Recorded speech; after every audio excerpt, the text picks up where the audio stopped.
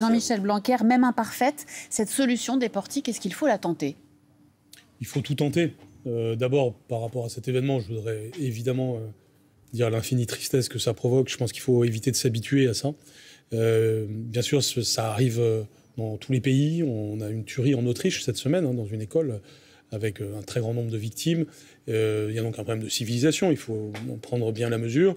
Mais ne nous habituons pas. Et je crois que c'est la première chose à dire. La deuxième, c'est qu'il n'y a pas de baguette magique face à cela. Si c'était le cas, ça se saurait. En revanche, il y a une batterie d'outils. Ce dont nous venons de parler en fait partie. Il ne faut évidemment pas penser qu'avec ça, on résout tout. Mais ça peut être la solution. Pas forcément dans tous les établissements.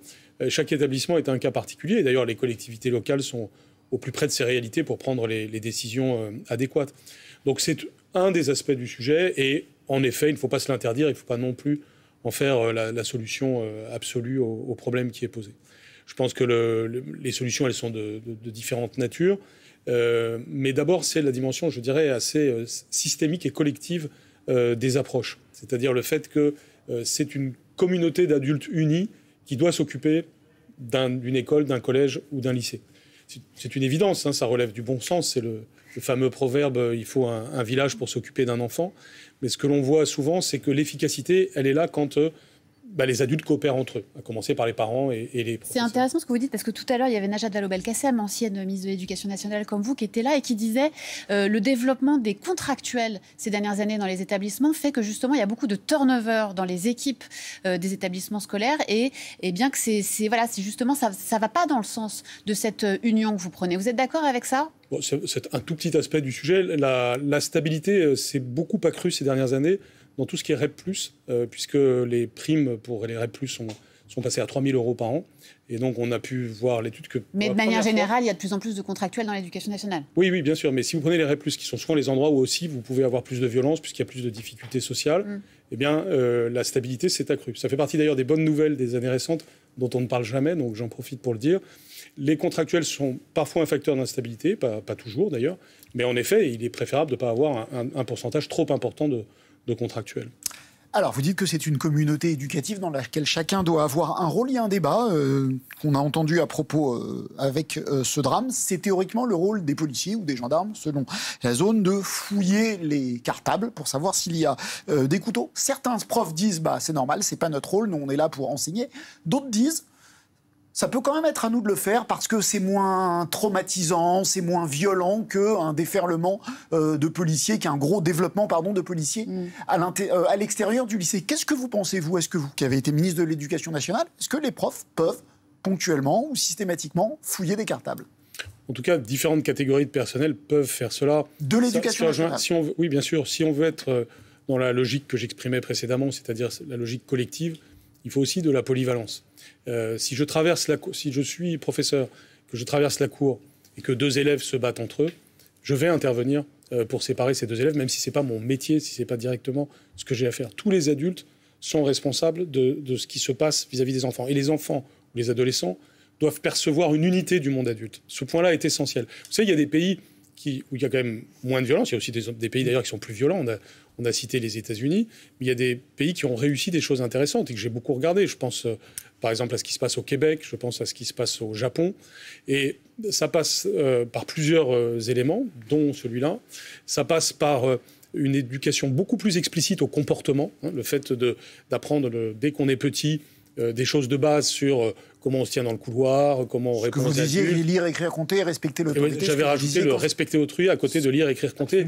Et j'y tiens énormément parce que, vous savez, on parle parfois de pédagogie explicite. J'insiste sur ce mot explicite. Et d'ailleurs, quand on est parent, on doit faire ça avec ses enfants aussi. C'est-à-dire, il faut expliciter les choses. Nous, adultes, parfois, nous pensons que les choses vont de soi, et en fait, elles ne vont pas toujours de soi. Et donc, dès le plus jeune âge, en famille, bien sûr, si possible, et à l'école, certainement, eh bien, les règles doivent être explicitées. On avait fait une expérimentation dans l'académie de Besançon qui avait donné, je crois, des fruits intéressants en la matière. Et à chaque fois, ce qu'on retrouve, c'est les deux choses à la fois, c'est-à-dire l'explicitation des règles et une communauté adulte, aussi bien de l'éducation nationale qu'autour de l'éducation nationale, unie. Et on va retrouver cette question sur différents corps de métier. Par exemple, on parle beaucoup des psychologues ces derniers jours.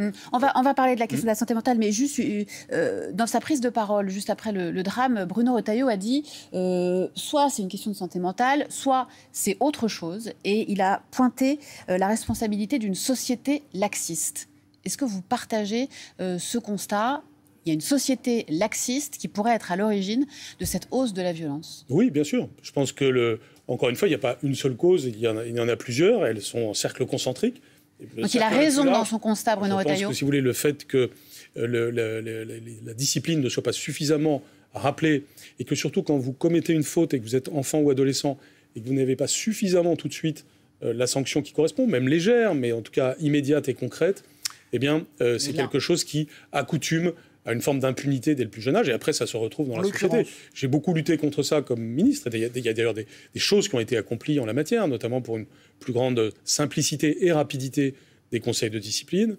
J'avais plaidé aussi pour qu'on puisse élargir la nature des personnels concernés par le conseil de discipline, mais ça me semble très important qu'on envoie aux enfants et aux adolescents un message qui est à la fois... En l'occurrence, ce message, il avait été envoyé. Hier, le procureur nous a raconté qu'il avait eu 2 incartades, que les 2 fois, il a été puni. Bien sûr. Donc ça a fonctionné exactement comme vous souhaitez que ça fonctionne. Et pour autant, ça n'a rien empêché. Bien sûr, parce qu'il ne prouve pas Est-ce que quelqu'un ou quelque chose a failli dans ce drame où il faut avoir le courage de se dire, quelles que soient les mesures les plus efficaces qu'on promeut et qu'on met en place, eh bien, il y a des passages à l'acte qu'on ne pourra jamais éviter. Alors, vous voyez, d'abord, je n'ai pas parlé à chaud de ce drame. On est maintenant 3 jours après, et déjà, c'est encore un peu à chaud. Et je pense qu'il faut éviter de commenter de manière trop précise des choses qui n'ont pas encore été complètement élucidées par la justice. Et donc, nous pourrons, le moment venu, décortiquer ce qui s'est passé. Bien sûr qu'il y a une part d'inévitable dans les faits de société qui peuvent arriver. Mais tout n'est pas inévitable. Et surtout, on doit pouvoir avoir une forme d'ambiance générale, d'une part, qui est une ambiance de rigueur, et d'autre part, de mesures précises, techniques, qui permettent d'éviter ce drame. Alors celui-ci, était-il évitable ? C'est difficile à dire, puisqu'en effet, vous avez raison, il y avait, les gendarmes étaient là, la fouille était prévue, donc on est presque dans un cas extrême de mise en œuvre de mesures qui devraient prévenir la violence. Donc effectivement, ça interroge. Mais le fait est que ce n'est pas pour autant qu'il faut ne pas essayer d'avoir toute la batterie de mesures nécessaires. Personne ne doit venir en disant « j'ai la baguette magique face à ça ». Ça n'existe pas. En revanche, c'est toute une atmosphère et toute une série de mesures que l'on doit avoir, et ça passe notamment par une société adulte qui donne l'exemple. Et je pense d'abord dans notre manière d'en parler déjà, c'est-à-dire on doit montrer une forme de sérénité et de force du monde adulte vis-à-vis des enfants et des adolescents. Ils doivent sentir des points de repère dans le monde adulte. Et puis ensuite, dans les mesures concrètes que nous prenons, un certain nombre de choses ont été faites ces dernières années, mais il faut certainement aller plus loin, notamment dans cette rapidité et effectivité de la sanction. Alors sur la question de la prise en charge psychiatrique à l'école, tout le monde dit oui, évidemment. Il faut davantage de moyens pour la santé mentale pour les enfants, notamment à l'école. Pourtant, il y a des postes d'infirmiers, de psychologues qui existent et qui ne sont pas pourvus. C'est ce que disait ce matin le ministre de la Santé. En fait, on a surtout besoin de soignants pour prendre soin des Françaises, des Français et particulièrement des plus jeunes. Donc, il y a des budgets pour la santé mentale, mais notamment, alors suffisant, c'est jamais suffisant, mais il y a par exemple dans l'éducation nationale des postes de médecins scolaires, d'infirmières scolaires qui sont budgétés, qui existent, mais qui sont non pourvus parce que nous manquons de soignants. Nous avons nombre de lits à l'hôpital qui sont fermés, faute de soignants. Donc, c'est pour ça que je veux former plus, former mieux, former partout, pour prendre en charge la santé des Français et notamment leur santé mentale. Vous confirmez ? Oui, bien sûr. Ce que dit le ministre de la Santé est exact. Et en fait, vous retrouvez à l'Éducation nationale un problème que vous trouvez ailleurs. Quand on parle des déserts médicaux en milieu rural, ça renvoie au même type de problème que la difficulté à recruter des médecins scolaires. C'est-à-dire qu'il n'y a pas assez de personnes pour être candidates sur des postes qui, par ailleurs, existent. Donc, c'est un des sujets, bien sûr. Comment on fait ? Il y a des sujets à long terme et à court terme. À long terme, c'est évidemment les politiques qui sont prises depuis peu de temps, depuis environ 5 ans, consistant à tout simplement avoir plus de recrutement de médecins. Et le temps de les former, nous aurons les effets positifs dans quelques années. En attendant, c'est la coopération beaucoup plus grande entre les différents métiers et les différentes institutions. voyez, il y a des médecins scolaires, mais vous avez aussi les médecins de PMI, vous avez les médecins de ville. La question peut se poser de savoir si les médecins scolaires doivent rester dans le giron de l'éducation nationale, mais en tout état de cause, que des mécanismes de coopération accentués. Là aussi, je les avais prônés et ça a commencé, mais on peut aller sans doute plus loin pour qu'il y ait plus un travail d'équipe, y compris entre médecins.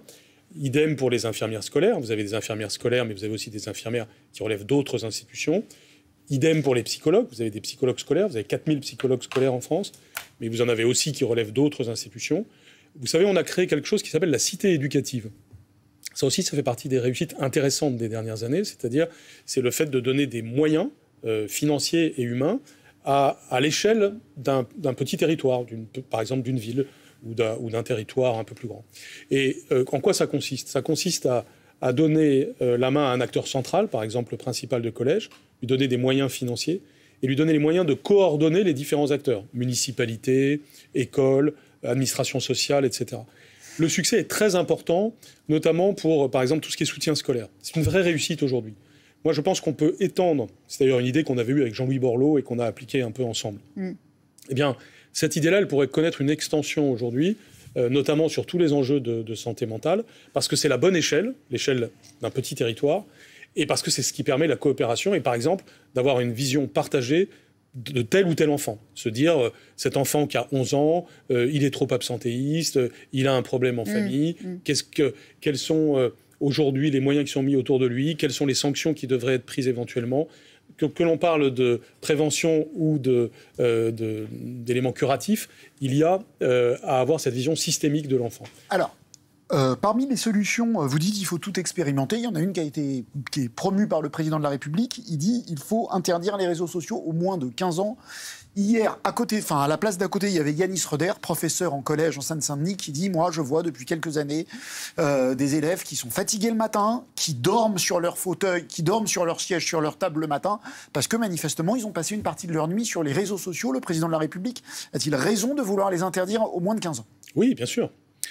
Bien entendu. Et ces sujets-là que nous avons d'ailleurs traités, y compris d'un point de vue international ces dernières années, nous avions fait par exemple un G7 éducation sur ce sujet, et parce que ça nous renvoie aussi à la responsabilité des grands opérateurs numériques mondiaux, non seulement sur l'existence même des réseaux sociaux, mais même sur les pratiques qui peuvent exister. Et donc les solutions, elles sont aussi beaucoup internationales, mais elles sont aussi nationales et elles sont locales. Donc les mesures techniques qui permettraient d'éviter que les enfants soient sur les réseaux sociaux avant 15 ans, ça me paraît essentiel. Vous savez, on a changé de civilisation, on en a tous conscience, je pense. C'est-à-dire l'arrivée d'Internet nous a fait changer de civilisation.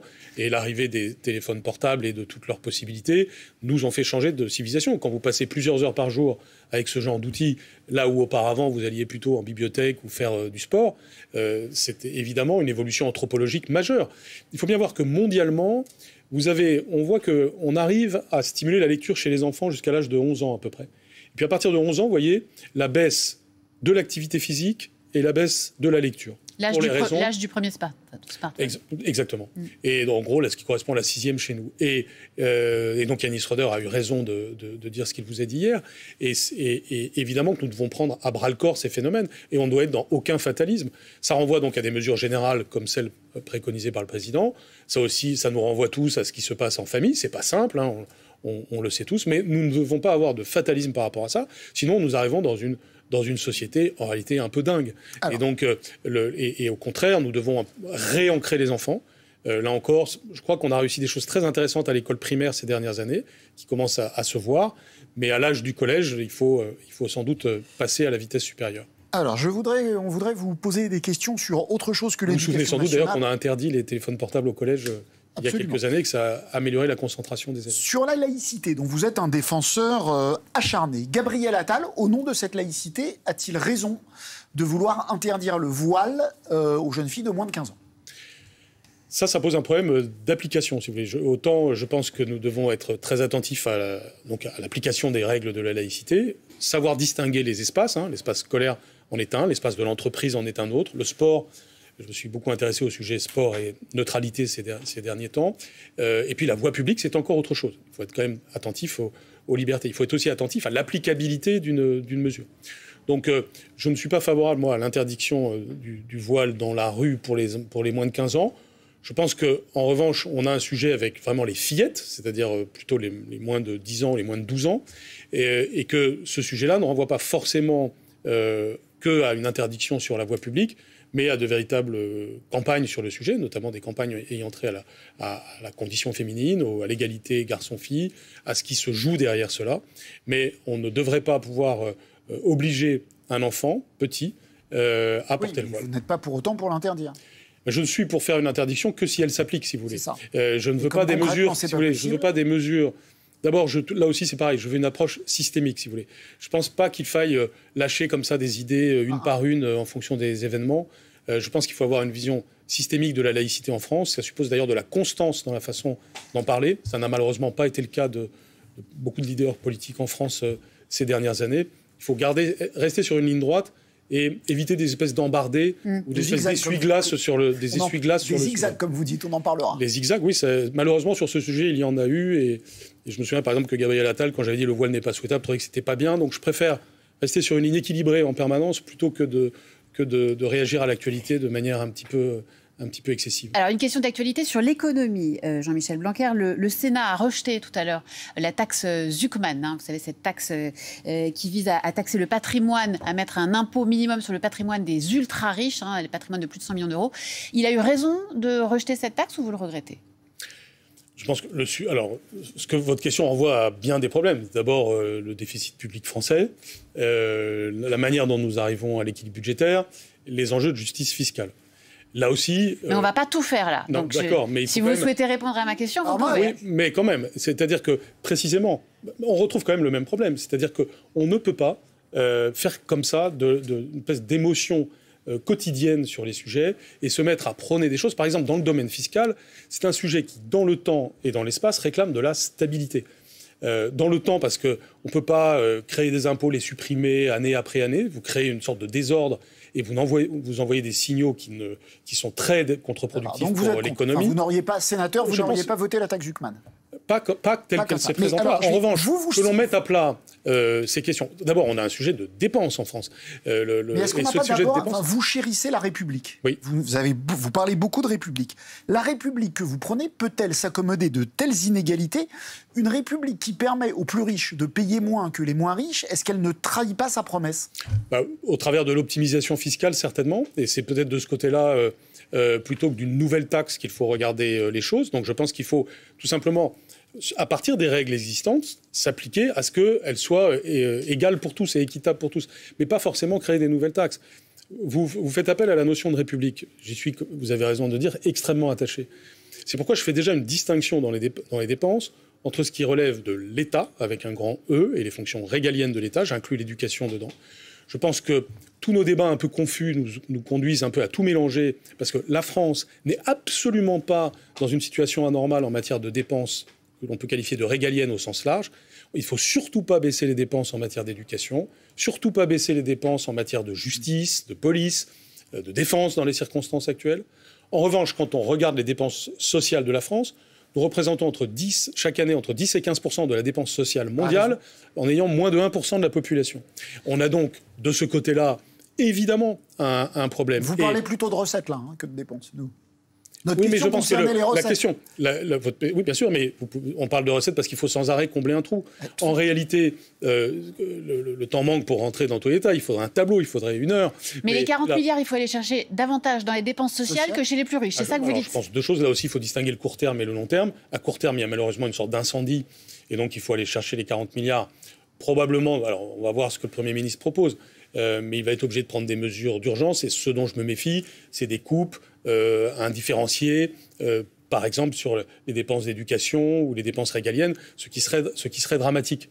En revanche, je pense que, par exemple, si en profitant en plus que l'inflation est un peu basse cette année, notamment les prévisions sont bonnes pour les temps qui viennent, la désindexation me paraît une mesure intéressante. Mais le plus important, c'est ce que nous faisons dans la durée. Et ce que nous devons faire dans la durée, c'est intéresser les Français, quel que soit leur niveau de vie, pauvres, riches ou intermédiaires, à la réussite de la France. Et je pense qu'en particulier l'évolution de notre système de retraite doit correspondre à cette idée-là. Et donc on doit garder évidemment une part de répartition, mais on doit avoir aussi vous avez quelque un talent chose. pour aller sur tous les sujets, même ceux sur lesquels on ne vous pose pas la question. Non, mais parce que tout est lié. Oui, ça sert à rien de vouloir combler un trou par des nouveaux apports en permanence si ce trou reste, si vous avez un trou au fond de la cuve. Si vous voulez. Or, nous avons une fois de temps en temps, les politiques doivent prendre des décisions sur un domaine particulier, là, par exemple, je suis en train sans forcément dire on fait rien parce que tout est lié. Ah non, mais je ne suis pas en train de vous dire qu'il faut rien. Je vous dis à court terme des indexations, ça c'est très concret. Et je vous dis à long terme un nouveau mécanisme, notamment nous avons. Mais prendre aux très riches, non. Vaut mieux... Si vous me laissez terminer le raisonnement, peut-être que vous allez voir que si, mais d'une manière productive pour l'économie du pays. Je pense que nous avons besoin d'un fonds, et là on retrouve la notion de république pour l'économie. On a besoin d'un grand fonds souverain français. On a besoin que ce fonds souverain nous permette, à nous les Français, de redevenir propriétaires de nos grandes entreprises, ce qui n'est pas le cas. Qui nous permettent d'accomplir le plan Draghi auquel j'adhère complètement et qui doit permettre d'investir dans l'innovation et dans tout simplement l'emploi pour les Français. Et ça, c'est la solution dans la durée. Et ça, c'est quelque chose qui crée un cercle vertueux pour l'économie. Sinon, on peut tous les jours faire le concours Lépine du nouvel impôt. Et les exemples internationaux vont tous dans la même direction. Quand on fait ça, on appauvrit en permanence davantage. Par ailleurs, sur le plan fiscal, là, les initiatives qui doivent être prises doivent être aussi à l'échelle européenne. Si on ne réussit pas à progresser sur la question de l'Europe fiscale, on aura là aussi sans arrêt les problèmes de comparaison fiscale qui sont toujours à notre désavantage en France. Et c'est une très mauvaise chose. Puisqu'on parle d'avenir, il nous reste 1 minute. Vous avez un préféré pour la suite, Jean-Michel Blanquer. On dit que vous pourriez être compatible avec Édouard Philippe. Alors je pense qu'il ne faut pas poser le problème comme ça. Je pense qu'il faut être sur le fond des sujets. Là, ce que nous essayons de faire... On a parlé du fond pendant une demi-heure. Une minute. C'est justement ce que je vous dis, justement. Si nous avions plus de temps, je pense qu'il faut aujourd'hui une vraie plateforme programmatique et montrer qu'il n'y a pas une fatalité à ce que les extrêmes arrivent au pouvoir en France. Précisément parce que... Comment ? Il faut un idéal... Oui, bien sûr, mais il faut un nouvel idéal de société républicain. C'est ma conviction. Et bien sûr, quelqu'un le portera le moment venu. Et je pense qu'il ne faut pas mettre les personnes d'abord et les idées ensuite. Il faut d'abord avoir des idées, s'entendre, et ensuite, j'espère qu'on pourra porter une personne à la présidence de la République qui crée un idéal de société républicain et qui rassemble les Français plutôt que d'être sans arrêt dans l'immédiateté comme nous le sommes trop souvent. Et d'ici